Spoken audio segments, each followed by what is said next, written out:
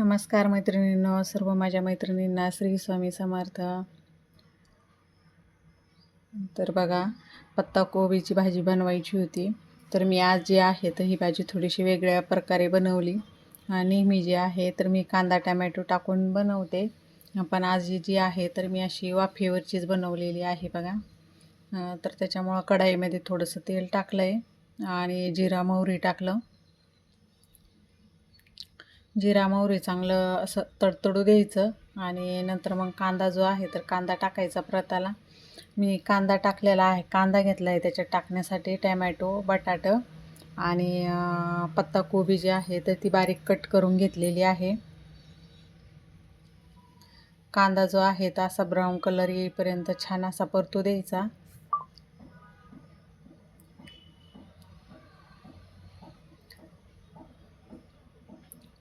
मी त्याच्यामध्ये काय केलं, बटाटा टाकला, कारण मग बटाटा टाकल्यानंतर लवकर परततो.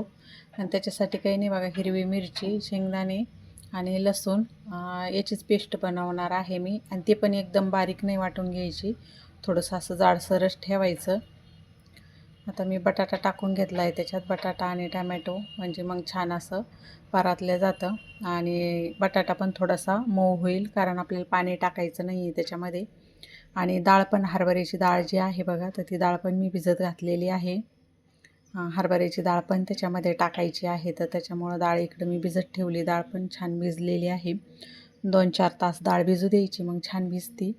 आता हा जो आहे तर मसाला, म्हणजे शेंगदाणे, हिरवी मिरची आणि लसूण जे आहे तर एकदम बारीक नाही वाटलेलं आहे मी, थोडंसं जाडसर ठेवलं. आणि ते पण ह्याच्यामध्येच तेलामध्ये टाकून मग छान असं परतून घ्यायचं, कारण शेंगदाणे जे आहे तर भाजून घेतलेले आहे आणि मिरची जी आहे तर मिरची भाजलेली नव्हती. आणि मग अशी तेलामध्ये परतून घेतली. थोडंसं असं परतलं ना तर मग चव पण छान लागते. थोडीशी त्याच्यामध्ये मी हळद टाकली. मसाले वगैरे मी कुठलेच वापरणार नाही आता याच्यामध्ये, कोणताच आपल्याला मसाला टाकायचा नाही आहे, बिना मसाल्यामध्येच बनवायची आहे. आणि वाफेवरची, म्हणजे याच्यामध्ये आपण पाणी वगैरे काही टाकणार नाही. आता डाळ भिजलेली आहे त्याच्यामुळं तिला काही शिजण्याचा प्रश्न येत नाही. म्हणजे थोडीशी परतून जरी घेतली तर नरमच असते, ती भिजल्यामुळं नरम झालेली राहते. तरी पण एकदम व्यवस्थित असं परतून घ्यायचं, थोड्या वेळ, म्हणजे बरेच वेळ परतून द्यायचं त्याला छानपैकी. नंतर जे आहे तर हे बाई, कट केलेली पत्ताकोबी जी आहे तर ती त्याच्यामध्ये टाकली मी. आणि आता याला व्यवस्थित सगळं मिक्स करून घ्यायचं.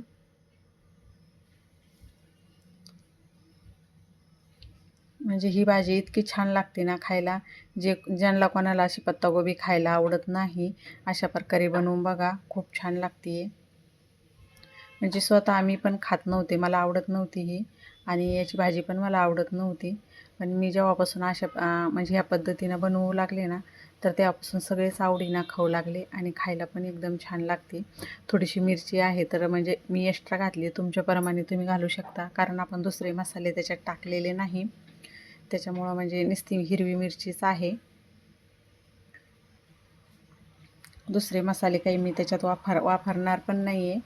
आणि बिना मसाल्याची छान लागते अशी. आता वाफ घ्यायला, म्हणजे वरतून झाकण ठेवायचं आणि गॅस मंद करायचा आणि मंद आचेवर त्याला चांगली वाफ येऊ द्यायची बघा. हे बघा, अशी छानपैकी अशी वाफ आलेली आहे. वाफ आल्यानंतर पण एकदा त्याला खालीवर करायचं, नाहीतर असं खाली लागायला पण नको आहे. कमी गॅस असल्यामुळं काय होतं, एकदम व्यवस्थित वाफ पण हे होती आणि खाली पण चिटकत नाही कढाईला पण. आता मी पहिलं मीठ नव्हतं टाकलं त्याच्यामध्ये, तशीच एक वाफ येऊ दिली आणि आता मीठ टाकलं. आता मीठ टाकल्यामुळं काय होतं, मिठाने थोडंसं आणखीन त्याला पाणी सुटतं. पहिलं छान असं म्हणजे मसाल्यामध्येच परतले गेलं ते. आणि आता जे आहे तर मग मी आता त्याच्यामध्ये मीठ टाकलं. आता मीठ टाकल्यामुळं काय होतं आहे, बटाटा कोबी ते जे आहे ना तर ते असं थोडंसं मऊ होऊन जाते. आणि चांगलं मिक्स करून घ्यायचं.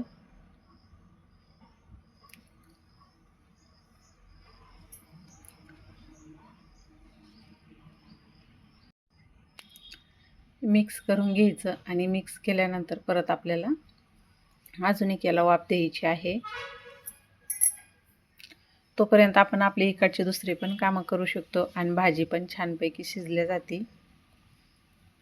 आता मी याला जे आहेत बघा अशी वरतून कोथिंबीर टाकली आणि कोथिंबीर टाकून अशी छान आता एक वाफ येऊ देणार आहे मी.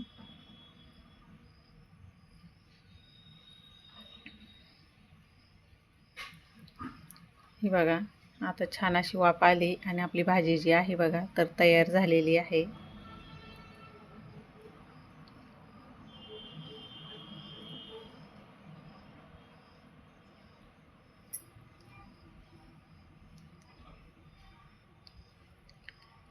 बघा अशा प्रकारे अशी भाजी बनली गेली बघा आपली आणि वाफेवरचीच भाजी आहे. आता ही भाजी जी आहे ना तर खायला खूप टेस्टी लागते. तुम्ही पण कधी अशी भाजी बनवून बघा. आणि हे जे आहे बघा तर आपल्या नवीन घरासाठी जे आहे तर दरवाजे बसवायचे राहिलेले आहे तर त्याच्यासाठी हे आणलेलं आहे बघा. एक कडीकोंडा हे जे आहे तर हे लागणार होतं तर मग याची पण शॉपिंग झाली आज. हे पण घेऊन आलेत म्हणजे त्यांनी येताना ऑफिसमधून येतानाच घेऊन आलेले होते. तर हे बघा हे बेडरूमसाठी याच्यासाठी आणलेले आहे. तर मी त्यांना बोलत होते असे आणल्यापेक्षा जे हँडलचे आहे एक सिंगल हँडल तसे का नाही आणले. तर ते म्हणे की नाही हेच मजबूत असते म्हणून असं हे आणलेले होते. पण मला काही जास्त नव्हते आवडलेले हे. मी म्हटलं नाही तसेच छान वाटतात लावायला म्हणजे आता तसेच आहे घरामध्ये लावलेले. तर त्यांनी हे असे आणलेले होते. हे जे आहे तर हे मेन डोअरसाठी आणलेलं होतं बघा.